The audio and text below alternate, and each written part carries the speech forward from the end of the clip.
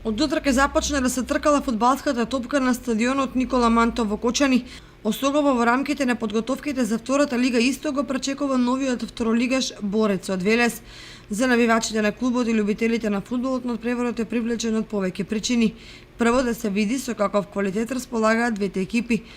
Потоа да се погледне на дел составот на жолто-сините, особено поради фактот дека се уште не се знае кој се ќе игра или нема да игра за кочанскиот второлигаш.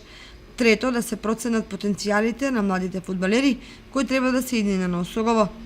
Тоа што ја загрижува спортската јавност во Кочани секако е недефинираната организацијска поставеност на клубот во сите сегменти на неговото функционирање. Во управата не се пополните сите места според пропозициите на ФФМ.